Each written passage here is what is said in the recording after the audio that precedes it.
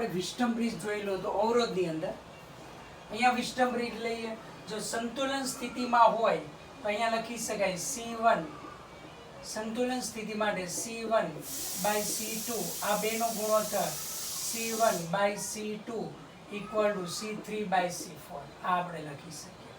C1/C2 equal to C3 શું લખી શકાય C4 અથવા C1/C3 ઇક્વલ ટુ C2/C4 આને નિગ્લેક્ટ કરી દેવાય. ઓકે, અહીંયા પણ લખી શકાય જો સંતુલન સ્થિતિમાં હોય તો C1/C2 આ બેનો ગુણોત્તર ઇક્વલ ટુ C3/C4 આવું લખી શકાય.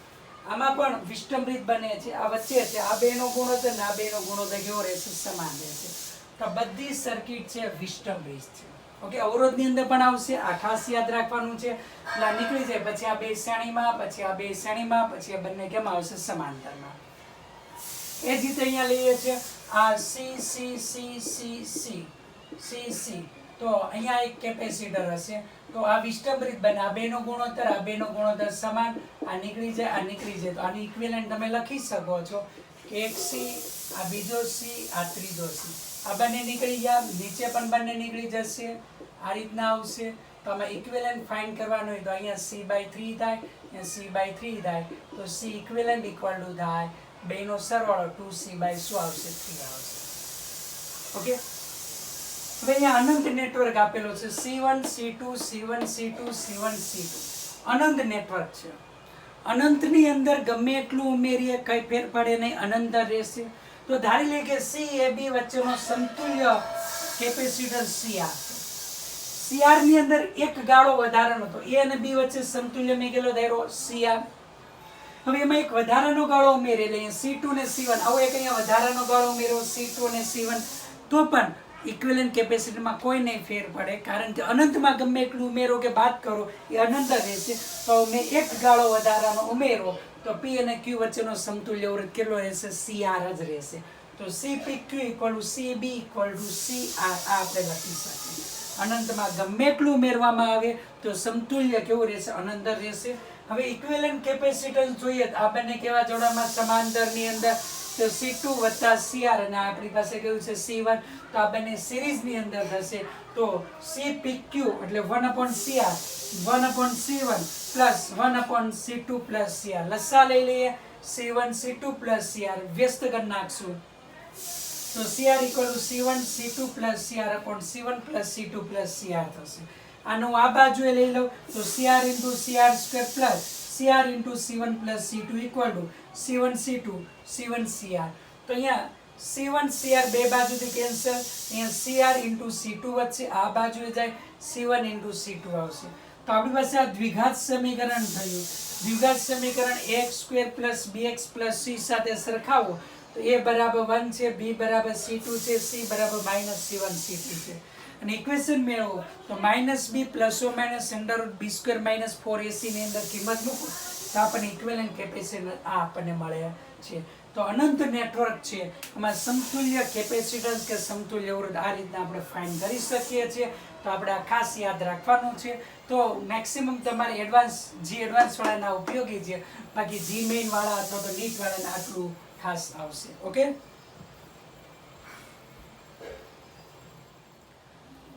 ઇલ્યુસ્ટ્રેશન 7 આ નીચેની પ્લેટ છે એનું એરિયા છે, આ બીજી પ્લેટ છે A/3 એરિયા D અંદર છે, બીજી પ્લેટ છે A/3 એરિયા આ બેને કનેક્ટેડ છે, ત્રીજી પ્લેટ છે એનું A/3 એરિયા આ અંદર D છે.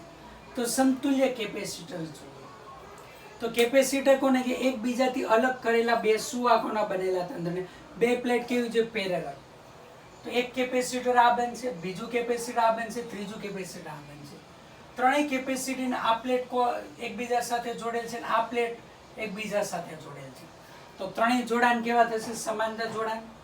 તો આ કેપેસિટરનું કેપેસિટન્સ C1 એટલે એપ્સિલોન 0 A/3D. આ કેપેસિટરનું એક કેપેસિટર એપ્સિલોન 0 A/3 D વત્તા D એટલે કેટલો આવશે? 2D. આ કેપેસિટર માટે લઈ એપ્સિલોન 0 A/3 પણ આ ડિસ્ટન્સ D D D એટલે 3D થશે. તો એપ્સિલોન 0 A/6D એપ્સિલોન 0 A/ શું થશે? 9D. તો C equivalent equal to C1 વત્તા C2 વત્તા C3. તો C1 equal to epsilon 0 A/3D, C2 એટલે epsilon 0 a by 6d and C3 equal to epsilon 0 a by 9d. Epsilon 0 a by 3d common કાઢો તો અહીંયા વધશે 1, અહીંયા વધશે 1/2, અહીંયા વધશે 1/3. લસા લઈએ 6 વત્તા 3 વત્તા 2 એટલે 11/18 તમારે આવશે. તો 11 એપ્સિલોન 0 a by 18d સમતુલ્ય કેપેસિટન્સ મળશે. ઇલ્યુસ્ટ્રેશન 8 ટેક્સ્ટ બુકમાં છે. 2 માઇક્રોફેરાડેનું કેપેસિટન્સ છે. મેક્સિમમ કેટલું 1 કિલોવોલ્ટ એ પોટેન્શિયલ ડિફરન્સ આપણે આપી શકીએ એટલે 1000 વોલ્ટ. તો 1 માઇક્રોફેરાડેને 400 વોલ્ટ પોટેન્શિયલ ડિફરન્સ આપી શકીએ તેવા કેપેસિટર દ્વારા આપણે 2 માઇક્રોફેરાડેનું કેપેસિટર બનાવવું છે. ઓકે, તો કેટલા કેપેસિટર આપણે 1 માઇક્રોફેરાડેના જોઈએ એ આપણે જોઈએ. તો આપણે ખબર છે મેક્સિમમ કેટલું થવું જોઈએ 1000. તો એવા કેટલા કેપેસિટર જોઈએ 400 વોલ્ટ વાળા. તો 1000 by 400 કરું તો 2.5 એટલે કેટલા 3 કેપેસિટર હોય. તો સિરીઝમાં વોલ્ટેજનું ડિવિઝન થાય તો 1 2 ને 3, તો 3 કેપેસિટર સિરીઝમાં લઈએ તો આપણે કેટલા 100 વોલ્ટ પોટેન્શિયલ ડિફરન્સ આપણે કેપેસિટર ઇક્વિવેલન્ટ મેળવી શકીએ. કેટલા 100 વાળું. પણ તમે જોઈ શકો આનું ઇક્વિવેલન્ટ કેપેસિટન્સ કેટલું થાય 1/3 માઇક્રોફેરાડે 3 સિરીઝમાં. પણ આપણે તો કેટલું છે 2, તો 1000 તો આની અંદર સમાવેશ થઈ જશે. 400 એટલે 1200 કરતા 1000 કેવું છે ઓછું. એટલે આપણે 3 સિરીઝની અંદર રાખશું તો ટોટલ 1000 એની અંદર કવર થઈ જાય. તો સિરીઝની અંદર 3 કેપેસિટર રાખીશું તો 1000 વોલ્ટ સુધીનું વોલ્ટેજ એ ખમી શકશે. પણ ઇક્વિવેલન્ટ કેપેસિટર કેટલું થાય છે 1/3 માઇક્રોફેરાડે. પણ આપણે કેટલું જોઈએ 2. તો આપણે જોઈએ તો મારે આનું 2 માઇક્રોફેરાડે જોઈએ. તો આને કેટલા વડે ગુણાકાર કરું તો 2 માઇક્રોફેરાડે આવે. તો 6 વડે ગુણાકાર કરું તો 6/3 2 માઇક્રોફેરાડે આવે. તો આવા તમારે સિરીઝમાં 3 હોય તેવા કેટલા આપણે ટોટલ 6 રો કરવું તો ઇક્વિવેલન્ટ કેટલું તમને મળશે 2 માઇક્રોફેરાડે મળશે. તો અહીંયા n ઇક્વલ ટુ એક હારની અંદર કેટલા 3 એવી કેટલી છે 6. ટોટલ 6 લઈ તો 6 તેરી 18. તો ટોટલ 18 કેપેસિટર 1 માઇક્રોફેરાડેના લઉં તો 2 માઇક્રોફેરાડે અને 1000 વોલ્ટ ખમી શકે તેવું આપણે કેપેસિટર મેળવી શકીએ છીએ. ઓકે, તો ફરી પાછું 2 માઇક્રોફેરાડે છે એવું કેપેસિટન્સ મેળવવું છે અને એની પોટેન્શિયલ વિથસ્ટેન્ડ કેટલું છે 1000 1 કિલો વોલ્ટ ખમી શકે એવું આપણે અહીંયા કેપેસિટર બનાવવું છે. કોના દ્વારા 1 માઇક્રોફેરાડે કેપેસિટન્સ ધરાવતા અને એની કેપેસિટી કેટલી એના પોટેન્શિયલ ડિફરન્સ કેટલો 400 વોલ્ટ હોય તો એવા 18 કેપેસિટર લઈએ તો 2 માઇક્રોફેરાડે વાળું ઇક્વિવેલન્ટ કેપેસિટર મેળવી શકીએ છીએ. ફરી પાછું 1000 ને 400 વડે ભાગાકાર કરો તો કેટલા 2.3 એટલે 3 ની અંદર ડિવાઈડ આ વોલ્ટેજ થશે. તો એવા 3 ની અંદર ડિવાઈડ ક્યારે થાય શ્રેણીમાં જોડો ત્યારે. તો શ્રેણી અંદર ઇક્વિવેલન્ટ કેટલું આવે 1/3 માઇક્રોફેરાડે. તો મારે 2 માઇક્રોફેરાડે જોઈતું હોય ઇક્વિવેલન્ટ તો 6 વડે મલ્ટીપ્લાય કરું તો મને કેટલું આવે 2 આવે. તો 6 વડે મલ્ટીપ્લાય એટલે એડિશન કરવું પડે. તો બધાને 6 રો હોય તો એડિશન થાય. તો 6 વડે મલ્ટીપ્લિકેશન થશે તો 6/3 2 માઇક્રોફેરાડે. તો એવી કેટલી 6 રો જોઈશે અને એક રોમાં કેટલા 3 કેપેસિટર એટલે ટોટલ કેટલો આવશે 18 કેપેસિટરો આપણે જોઈએ તો ઇક્વિવેલન્ટ કેપેસિટન્સ 2 માઇક્રોફેરાડે આપણને મળશે. તો આ વિથ સ્ટેન્ડ વાળું ખાસ યાદ રાખવાનું છે. ઓકે, તો 1000 છે તો એકનું આપેલું જે આપેલું એને આટલા વડે ભાગાકાર કરીએ તો એટલા કેપેસિટર આપણે કેમાં જોડવાના રહેશે શ્રેણીમાં જોડવાના રહેશે. ઓકે, ચાલો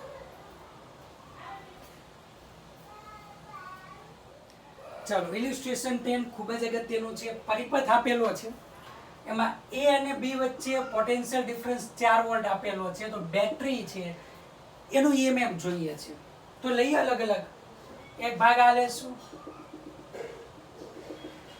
ઓકે, અને એક ભાગ આ લેશું. આ ભાગમાં 6 અહીંયા છે, આ બે અહીંયા લીધેલા છે 12 અને 6. હવે 12 અને 6 અહીંયા જોઈ શકીએ A અને B અહીંયા A અને B વચ્ચે તમે જોઈ શકો છો વોલ્ટેજ કેટલો છે 4. તો 12 ઉપરનો Q આપણને મળી જાય Q 12 પરનો Q = C × V. તો 12 × 4 12 ચોક 48 માઇક્રોકુલમ. તો સિરીઝની અંદર શું સમાન હોય સિરીઝની અંદર વિદ્યુતભાર સમાન હોય તો આના પરનો વિદ્યુતભાર આપણને ખ્યાલ છે કેટલો આવી ગયો 48 માઇક્રોકુલમ. આના પર જેટલું એટલો જ અહીંયા આવશે તો અહીંયા આપણે VBC આપણને મળી જાય. VBC equal Q by C. Okay, તો Q કેટલો 1 2 પર જે હશે તે જ આવશે. C કેટલો છે 6 છે, તો 48 ભાગ્યા 6. તો તમે જોઈ શકો છો 48 એટલે 8 6 48, 8 વોલ્ટ આવશે. તો B અને C વચ્ચે 8 આવ્યો, A અને B વચ્ચે 4 છે, તો 4 વત્તા 8 એટલે કેટલો આવશે 12 વોલ્ટ. તો આ A અને C વચ્ચે વોલ્ટેજ કેટલો આવ્યો 12 વોલ્ટ. આ બે કેવા જોડાણમાં છે? શ્રેણી જોડાણમાં. શ્રેણી જોડાણનું સમતુલ્ય તમે લો 6 ગુણ્યા 12 છેદમાં 12 વત્તા 6, 12 6 72, 72 ના છેદમાં 18, 18 એટલે 72 ભાગ્યા 18 એટલે 4 આવશે. તો 4 અને 6 આ 4 હશે ને આ 6 બે સમાંતરમાં થાય એટલે એનો સમતુલ્ય કેટલો આવશે 10 માઇક્રોફેરાડે. તો A અને C વચ્ચે સમતુલ્ય કેપેસિટન્સ એવું 10 માઇક્રોફેરાડે. તો આ બધાની જગ્યા પર આપણે અહીંયા જોઈન કરી શકીએ છીએ 10 માઇક્રોફેરાડે. એનું પોટેન્શિયલ છે 12 વોલ્ટ છે. ઓકે, ચાલો ઉપરનું કામ પૂરું. હવે આ વાળું લઈએ. આ બંને શ્રેણીની અંદર છે, એની સાથે આ સમાંતર. તો શ્રેણીની અંદર છે એટલે 10 ગુણ્યા 30 એટલે 300 છેદમાં 40 એટલે 30 છેદમાં 40, 30 છેદમાં 40 એટલે 7.5, 7.5 આનું ઇક્વિવેલન્ટ આવશે 7.5 વત્તા 4.5 એટલે 12 માઇક્રોફેરાડ આવશે. તો A અને D વચ્ચે સમતુલ્ય કેપેસિટન્સ કેટલું 12 માઇક્રોફેરાડ. કેટલું આપણને મળે છે 12 માઇક્રોફેરાડ. ચાલો 12 આપણને મળી ગયું. તો 12 માઇક્રોફેરાડ આપણી પાસે આવ્યું. હવે આના પરનો આપણને જો ચાર્જ મળી જાય તો આપણને શું મળી શકે છે? તો આના પરનો ચાર્જ જેટલો હશે એટલો જ આના પરનો ચાર્જ આવશે. તો આના પરનો ચાર્જ હું લઉં, આના પરનો ચાર્જ, તો આ ચાર્જ આપણી પાસે આવશે Q SC ઇક્વલ ટુ લખી શકો છો C × V 10 ગુણ્યા 12 એટલે 120 માઇક્રોકુલમ થાય. તો આના પરનો ચાર્જ કેટલો આવશે 120 માઇક્રોકુલમ થાય. તેથી VAD તમે અહીંયા લખી શકો કે 120 છેદમાં 12 એટલે 10 વોલ્ટ થાય. તો A અને D વચ્ચે વોલ્ટેજ કેટલો આવશે 10 વોલ્ટ આપણને મળશે. તો બાકી વિધુઆ તો આની સાથે શ્રેણીમાં છે તો આપણે લખી શકો છો કે આ જે આની ઉપર છે ચાર્જ એટલો જ આવશે. તો અહીંયા લખી શકો છો VCE ઇક્વલ ટુ ચાર્જ છે 120 છેદમાં 5 એટલે તમારે આવશે અહીંયા 24 વોલ્ટ આવશે. ઓકે, તો આનું ઇક્વિવેલન્ટ તમને મળી ગયું છે 12 માઇક્રોફેરાડે. આનું ઇક્વિવેલન્ટ મળી ગયું છે 10 માઇક્રોફેરાડે. આ તો આપણી પાસે 5 છે. તો આ રીતના સિરીઝની અંદર થાય. તો આનો 10 વોલ્ટ આવ્યો, આનો 12 વોલ્ટ આવ્યો, આનો કેટલો આવ્યો 24 વોલ્ટ. તો ટોટલી આ બધાના સરવાળા બરાબર હોય. ટોટલ E બરાબર આવશે 10 વત્તા 12 વત્તા 24 એટલે 46 વોલ્ટ તમને આવશે. ઓકે, તો આ ઇક્વિવેલન્ટ કેપેસિટન્સ આપણને શોધી અથવા તો આ રીતના દરેક પરનો ચાર્જ ઇક્વિવેલન્ટ કેપેસિટન્સ લઈ દરેકનું પોટેન્શિયલ શોધી અને આપણા બેટરીનું EMF શોધી શકીએ છીએ. ઓકે, ખૂબ જ અગત્યનો છે. જે એડવાન્સ વાળા માટે પણ નીટ વાળાને પણ પૂછાય છે. ઓકે, અમુક નીટની અંદર પણ મોટો પ્રશ્ન પૂછાય છે એટલે આપણને આ ખાસ આવડતો હોવો જોઈએ. ઇલુસ્ટ્રેશન 11 ઇક્વિવેલન્ટ કેપેસિટન્સ જોઈએ છે અને 3 નંબરની પ્લેટ અને 5 નંબરની પ્લેટ વચ્ચે સમતુલ્ય કેપેસિટન્સ જોઈએ. તો always first plus and minus છેડા લઈ લેવાના. First take plus and minus. Plus સાથે પ્લેટ નંબર 3 છે, માઇનસ સાથે પ્લેટ નંબર 4 છે. આ બંને દ્વારા એક કેપેસિટર બનશે. હંમેશા યાદ રાખવાનું એકબીજાથી અલગ કરેલા સુવાક હોય તો જ કેપેસિટર બને. ચલો એક કેપેસિટર બની ગયું. બીજું 1 સાથે 3 લઈએ, 3 અને 1 કનેક્ટેડ છે અને 4 અને 5 છે એના દ્વારા એક કેપેસિટર બને છે. તો 3 અને 3 માંથી એક કાઢી અને 2 લેશું. ઓકે, તો ફર્સ્ટ 3 સાથે કોણ છે 2, 3 અને 2 એક કેપેસિટર બની ગયું. 2 and 5 કનેક્ટેડ છે. આ હું 5 લઉં છું, બે કનેક્ટેડ છે. ઓકે, 5 સાથે 4 એક કેપેસિટર બને. આ 4 આ કેપેસિટર બની ગયું. પણ 4 કોની સાથે છે? નેગેટિવ સાથે. તો મેં નેગેટિવ સાથે દર્શાવ્યું. ચાલો એક કેપેસિટર બાકી રહ્યું 1 અને 2 દ્વારા. 1 અને 2 1 કોની સાથે કનેક્ટેડ છે? પ્લસ સાથે. તો આ પ્લસ સાથે કનેક્ટેડ છે 1, અને 2 અહીંયા છે તો આ 2 લઉં છું. આ આપણને મળે છે. ઓકે, તો આ સર્કિટ આપણને બને છે. બધા વચ્ચેનું અંતર d છે. તો આનું ઇક્વિવેલન્ટ હવે હું ફાઇન્ડ કરું તો તમે જોઈ શકો છો આ બંને સિરીઝની અંદર છે, સમાંતરની અંદર. તો અહીંયા લઈ શકો એક કેપેસિટર આ 3-4 વાળું. ઓકે, 3-4 વાળું. બીજું આ 2C થશે, અને પછી આ થશે 5-4 વાળું, અને આ C છે, અને અહીંયા ઓલસો આ C. તો આ 2C/3 થશે. આનું ઇક્વિવેલન્ટ 2C/3 થાય. 3-4. આનું ઇક્વિવેલન્ટ આવશે 2C/4 3, કારણ કે બે શ્રેણીમાં એટલે 2C × C upon 2C + C આવશે 2C/3 plus minus. C equivalent તમને અહીંયા મળશે બે સમાંતરમાં 2C/3 + C, therefore 5C/3 એટલે 5/3 ε0A/d આપણે લખી શકીએ. ઓકે, ચલો લઈએ હવે 3 and 5 પરનો ચાર્જ જોઈએ છે. તો પોટેન્શિયલ ડિફરન્સ તમને અહીંયા આપેલો છે, પ્લસ એન્ડ માઇનસ V0 લેશું. પણ પોટેન્શિયલ ડિફરન્સ V0 લઈએ તો હવે આપણે લઈએ તો આ બે છેડા વચ્ચે એટલે આ V0 આવશે. ઓકે, તો જોઈ શકો આ બે છેડા વચ્ચે પણ V0 લખાય. V0 તો અહીંયા લખી શકીએ છીએ કે આ V0 છે આના બે છેડા વચ્ચે, આ પણ V0 છે.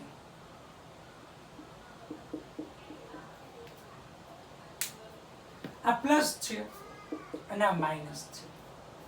તો તમે જોઈ શકો એક અહીંયા છે, આના પરનો ચાર્જ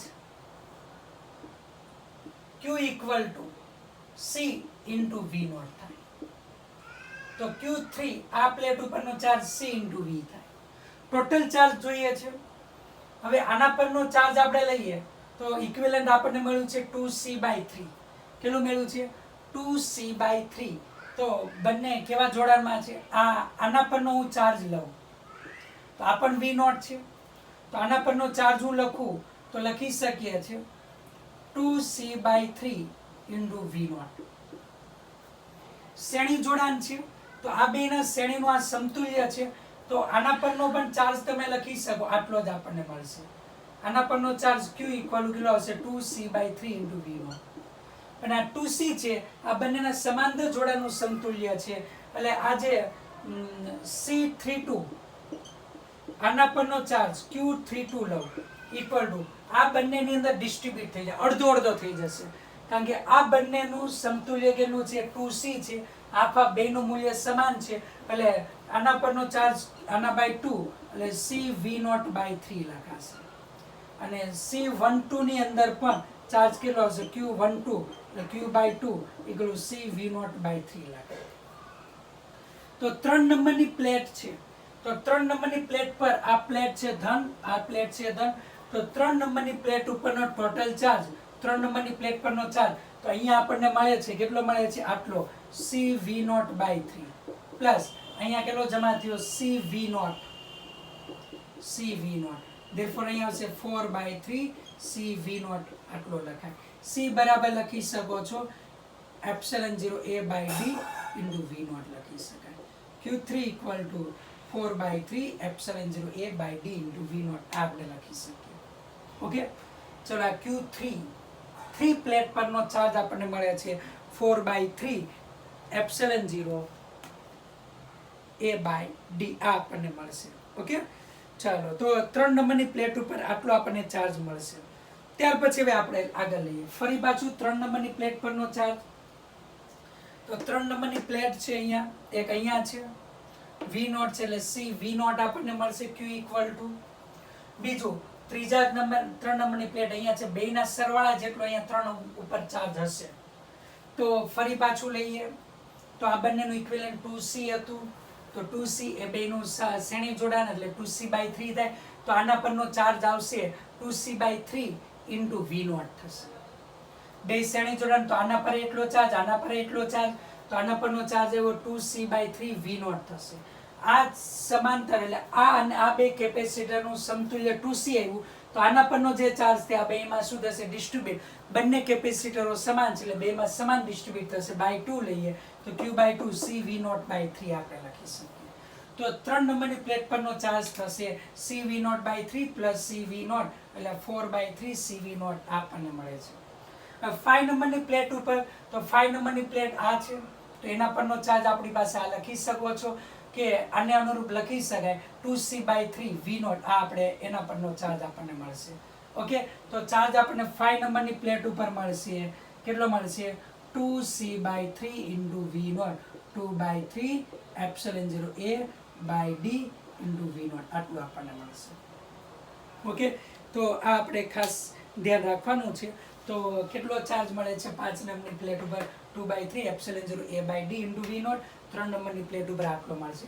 ખાસ અગત્યનું છે, હંમેશા ધન અને ઋણ અહીંયા દર્શાવવાના રહે. ધન સાથે જે પ્લેટ હોય એ અહીંયા દર્શાવીએ, ઋણ સાથે જે પ્લેટ હોય એ દર્શાવી દઈએ. એના દ્વારા એક કેપેસિટર બન્યું. તો આમ પ્લેટ ગોઠવતા ગોઠવતા આપણે કેપેસિટર બને છે. ઓકે, તો આ ખાસ ઇક્વિવેલન્ટ કેપેસિટર દરેક પરનો ચાર્જથી આપણે ખ્યાલ આવવો જોઈએ. તો ખાસ રિપીટ કરજો આવા દાખલા. આ દાખલા ખૂબ જ અગત્યના છે, આપણને આવડતા હોવા જોઈએ. ચલો, આકૃતિ આપેલી છે. દરેક બે પ્લેટ વચ્ચેનું અંતર d છે અને પ્લેટનો એરિયા a છે. તો p અને r વચ્ચે સમતુલ્ય કેપેસિટન્સ જોઈએ છે. તો જેની વચ્ચે સમતુલ્ય કેપેસિટન્સ જોઈએ એની વચ્ચે બેટરી જોઈન કરી દઈએ. બેટરી જોઈન કરી, r સાથે ધન, આની સાથે ઋણ. અહીંયા જેટલો ધન આવશે એટલો જ અહીંયા ધન થશે, જેટલો ધન અહીંયા એટલો ઋણ. અહીંયા ચાર્જ ડિસ્ટ્રીબ્યુટ થઈ જશે. જેટલો ધન હોય એટલો અહીંયા ઋણ પ્રોડ્યુસ થશે અને અહીંયા જેટલો ઋણ હોય એટલો ધન પ્રોડ્યુસ થાય. તો એક કેપેસિટર આ, એક કેપેસિટર આ, એક કેપેસિટર આ, 3 કેપેસિટર બને. એકબીજાથી અલગ કરેલી પ્લેટો હોય એના દ્વારા કેપેસિટર બને. જો એ પેલા માઇનસ અને પ્લસ લઈ, મેં નામ આપી દીધા 1 2 3 4 5 6. તો માઇનસ સાથે કોણ જોઈન છે? 3. પ્લસ સાથે કોણ જોઈન છે? 4. એના દ્વારા એક કેપેસિટર બને એટલે આ કેપેસિટર પૂરું. બીજું કેપેસિટર તો 2 અને 1 દ્વારા, 2 એ માઇનસ સાથે કનેક્ટેડ છે અને 1 એ પ્લસ છે, 1 એ પ્લસ. પણ 1 સાથે કોણ જોઈન છે? 6. 1 સાથે મેં 6 કનેક્ટ કરી. 6 સાથે 5 મળીને કેપેસિટર બને છે. 5 મળીને 5 એ કેવું છે? પોઝિટિવ સાથે કનેક્ટેડ છે. આ રીતના આપણને મળે. આમ 3 કેપેસિટર આ રીતના જોડાય. તો આ બંને કેપેસિટરો કેવા છે? શ્રેણીમાં છે. ઇક્વિવેલન્ટ કેટલું આવશે? c/2. એની જગ્યાએ c/2 મૂક્યું અને ઉપરનું છે c. તો CPR c વત્તા c/2 એટલે સમાંતર જોડાણ. તો 3c/2 એટલે 3/2 એપ્સિલોન 0 a/d. તો CPR એટલે ઇક્વિવેલન્ટ કેપેસિટન્સ આપણને આટલું મળે. ઓકે, એટલે c ની કિંમત મૂકો એટલે એપ્સિલોન 0 a અપોન શું લખાય? d આવશે. ઓકે,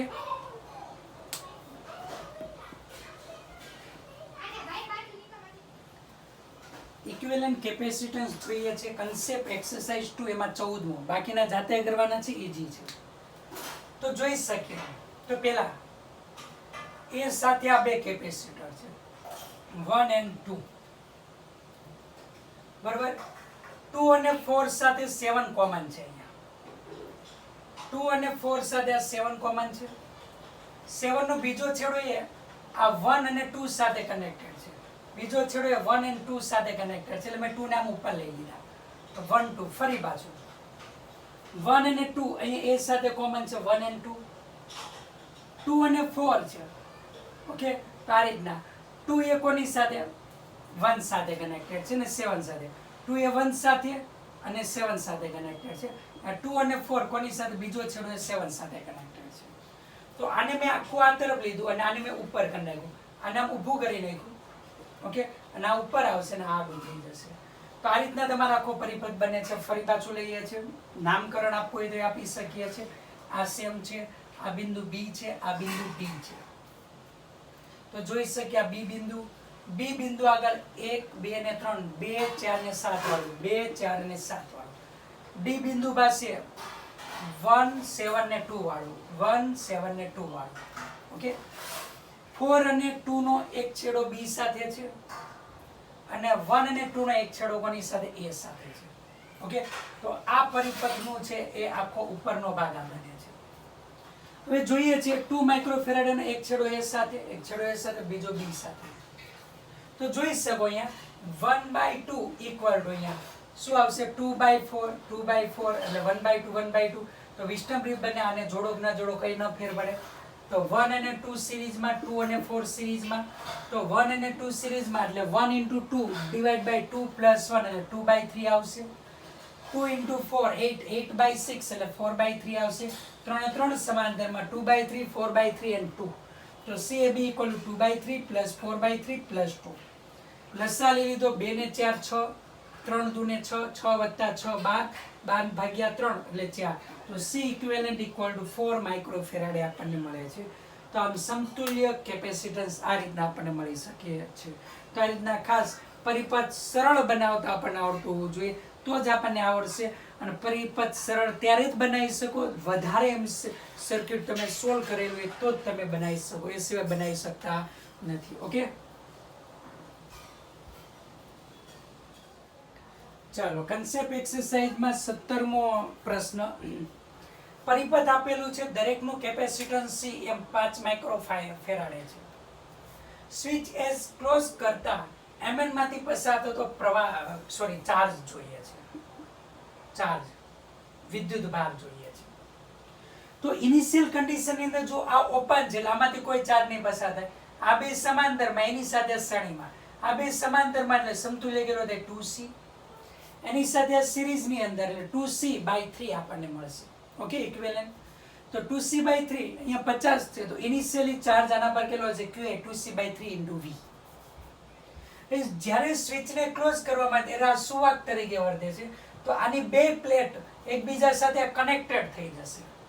બંને પ્લેટ એકબીજા સાથે કનેક્ટેડ થાય તો આ કેપેસિટર રહે નહીં, કારણ કે આ પ્લેટ આની સાથે આમ કનેક્ટેડ થઈ ગઈ. એકબીજાથી અલગ કરેલી સુવાહકનું બનેલું તંત્ર હોય તો જ કેપેસિટર થાય.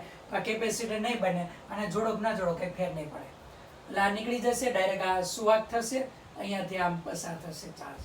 એટલે આ બે કેવા જોડામાં સમાંતર ઇક્વિવેલન્ટ કેટલું થશે 2C, સ્વિચ ક્લોઝ કરવામાં આવે ત્યારે. તેથી આના પરનો ચાર્જ આવશે QF = 2CV. તેથી ડેલ્ટા Q એટલે QF - QI, 2CV - 2CV/3. તેથી 4CV/3 આપણને મળે છે. તેથી ચાર્જ = 4/3, C = આપણે અહીંયા લખી શકીએ છીએ 5 and V = કેટલું લખી શકીએ 50. એટલે 333.3 માઇક્રોકુલમ આટલો ચાર્જ છે એ શું થશે પસાર થશે સ્વિચ ક્લોઝ કરવામાં આવે ત્યારે. તો ખૂબ જ અગત્યનો છે MCQ. નીટ અને જી બંને, NEET biology student and JEE maths student બંને ખાસ કરવાનો છે. પૂછવાની પ્રોબેબિલિટી કેવી રહે છે મેક્સિમમ રહેશે. ઓકે,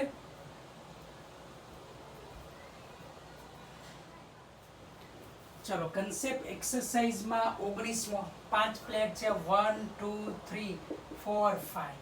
A અને B વચ્ચે સમતુલ્ય કેપેસિટન્સ જોઈએ. તો ફર્સ્ટ અહીંયા ડ્રો કરીશ A and second ડ્રો કરીશ અહીંયા B.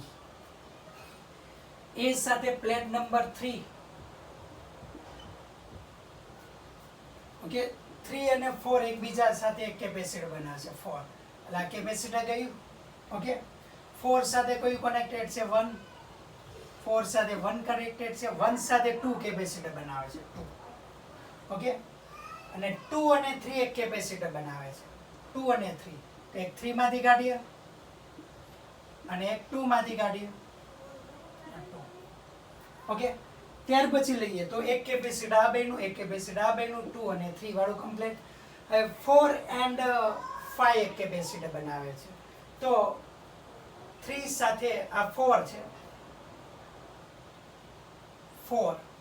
4 માંથી એક લઈએ છે અને 5 માંથી લઈએ.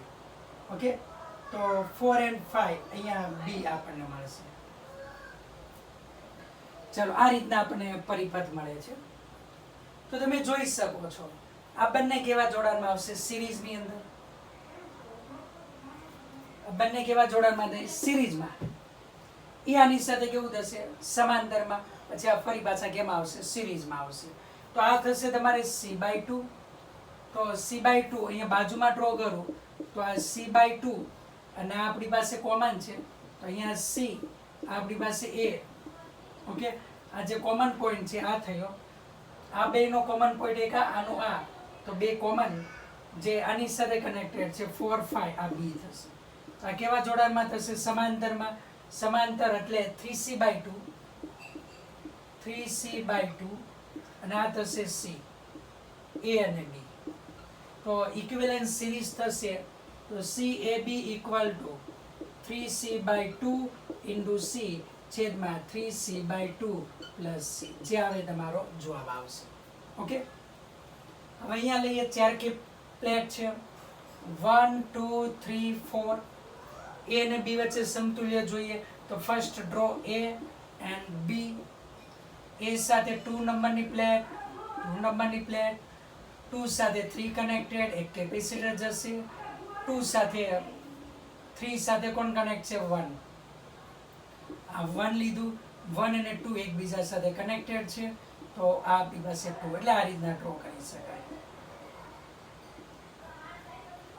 કે 2 માં 2 સાથે આ કેવી છે? 1 1 અને 3 એકબીજા સાથે કનેક્ટેડ.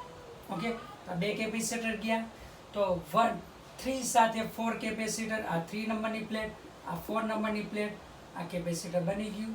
ઓકે, આવું જોડાણ. આ કેવા જોડાણમાં? સમાંતરમાં. તો અહીંયા લખી શકો 2C. ઓકે, એની સાથે શ્રેણીમાં આ B આ A, તો CAB equal to 2C into C જેમાં 2C પ્લસ C અને 2/3C આવશે. ઓકે, ઇક્વિવેલન્ટ કેપેસિટન્સ કયું આવશે? 2/3C આ આપણને મળે. તો આ રીતના ખાસ કેપેસિટરની પ્લેટો આપેલી હોય તો ઇક્વિવેલન્ટ કેપેસિટન્સ ફાઇન્ડ કરતા આવડતું જોઈએ, ચાર્જ ફાઇન્ડ કરતા આપણને આવડતું હોવું જોઈએ. તો કન્સેપ્ટ એક્સરસાઇઝ 2 અહીંયા આપણે કમ્પ્લીટ કરીએ છીએ, બાકીના બધા જ જાતે તમારે સોલ્વ કરવાના છે. ચલો, ડાઇલેક્ટ્રિક પદાર્થ વિશે જોવાનું છે. ફેરાડે નામના વૈજ્ઞાનિકે એવું દર્શાવ્યું કે કેપેસિટરની બે પ્લેટ વચ્ચે ડાઇલેક્ટ્રિક પદાર્થ દાખલ કરવામાં આવે તો એના કેપેસિટન્સમાં સારો એવો વધારો કરી શકીએ છીએ. તો એટલા માટે ડાઇલેક્ટ્રિક પદાર્થ વિશે અભ્યાસ કરવો જરૂરી બન્યો, કારણ કે કેપેસિટી ઇન્ક્રીઝ કરી શકાય, વધારે ચાર્જ શું કરી શકે છે? સ્ટોર કરી શકીએ છીએ. એટલા માટે ડાઇલેક્ટ્રિક જોઈએ. તો ડાઇલેક્ટ્રિક એટલે અવાહક પદાર્થ. શું કહેવામાં? અવાહક પદાર્થ. તો એના 2 ટાઈપ છે, ધ્રુવીય ડાઇલેક્ટ્રિક અને અધ્રુવીય, એટલે non polar dielectric material. Non polar, અધ્રુવીય ડાઇલેક્ટ્રિક. આમ તો કેમિસ્ટ્રીમાં સ્ટડી કરી લીધેલું છે, ધ્રુવીય અણુ અને અધ્રુવીય અણુ એ જ રીતના અહીંયા આવશે. સમમિતિના ગુણધર્મ પરથી આપણે કહી શકીએ કે આ પદાર્થમાં ધન અને ઋણ વિદ્યુતભારના કેન્દ્રો એક જ બિંદુ પર સંપાત થયેલા હોય છે. તેથી પરિણામી ડાયપોલ મોમેન્ટ કેવું હોય છે? રિઝલ્ટન્ટ ડાયપોલ મોમેન્ટ કેવું હોય? શૂન્ય હોય છે. કે અધ્રુવીય ડાઇલેક્ટ્રિક પદાર્થની અંદર ધન અને ઋણ વિદ્યુતભારના કેન્દ્રો એક જ બિંદુ ઉપર સંપાત થયેલા હોય છે, તેથી રિઝલ્ટન્ટ ડાયપોલ મોમેન્ટ કેવી આવશે? શૂન્ય થશે. પણ હવે જો એક્સટર્નલ ઇલેક્ટ્રિક ફિલ્ડની અંદર મૂકવામાં આવે તો શું થશે? ધન પર આ તરફ બળ લાગે, ઋણ પર આ તરફ બળ લાગે. ધન અને ઋણ વચ્ચેનું અંતર કેટલું છે? D છે. ઓકે, તો અહીંયા વિદ્યુત ડાયપોલ પ્રેરિત થાય છે. તો બાહ્ય વિદ્યુત ક્ષેત્રમાં મુકતા ધન અને ઋણ પર પરસ્પર વિરુદ્ધ દિશામાં બળ લાગે છે અને ચોક્કસ અંતરે ગોઠવાશે, એટલે એની વચ્ચેનું અંતર D થઈ ગયું. બે વિદ્યુતભારો છૂટા પડી ગયા એટલે વિદ્યુત ડાયપોલ મોમેન્ટ પ્રેરિત થાય છે. તેથી પ્રેરિત ડાયપોલ મોમેન્ટનું સૂત્ર P = Q × D થશે. D એ બે વિદ્યુતભારો વચ્ચેનું અંતર થશે. જો બાહ્ય ક્ષેત્ર પૂરતું પ્રબળ ન હોય તો P proportional to શું લખાય? E. therefore P = alpha × E. પ્રોપોર્શનાલિટી constant. અને ધ્રુવીયતા કહેવામાં આવે છે, પોલેરાઇઝેબિલિટી ગુજરાતીમાં કહેવાય ધ્રુવીયતા. તો P બાય શું થશે? E. P એટલે કુલમ × મીટર, E એટલે ન્યૂટન પર કુલમ, છેદનો છેદંશમાં કુલમ મીટર પર ન્યૂટન. આ ધ્રુવીયતા છે, એનો એકમ છે. આટલું આપણે યાદ રાખવાનું છે. હવે આના પછી આપણે લેવાનું છે ધ્રુવીય ડાઇલેક્ટ્રિક મટીરિયલ. આનું ઉદાહરણ ધ્રુવીયની અંદર, અધ્રુવીયની અંદર ધ્રુવો છૂટા ન હોય તે. તો ઉદાહરણ છે તમારે ખબર છે અણુમાં H2, O2, N2, આ બધું કેવું કહેવાય? અધ્રુવીય તમારે કહેવામાં આવે છે. એ ઉપરાંત CO2 પણ કહેવાય. CO2 એ અધ્રુવીયમાં આવે છે કારણ કે એમાં રિઝલ્ટન્ટ ડાયપોલ મોમેન્ટ કેવી? શૂન્ય છે. આ O અહીંયા છે, O અહીંયા, બંને પરસ્પર વિરુદ્ધ દિશામાં થાય એટલે રિઝલ્ટન્ટ ડાયપોલ મોમેન્ટ આમાં કેવી આવે? શૂન્ય થશે. ઓકે, તો આ અધ્રુવીય ડાયલેક્ટ્રિક પદાર્થ છે એના વિશે જોયું. હવે ધ્રુવીય ડાયલેક્ટ્રિક પદાર્થ નેક્સ્ટ લેક્ચરની અંદર આપણે જોવાના છીએ.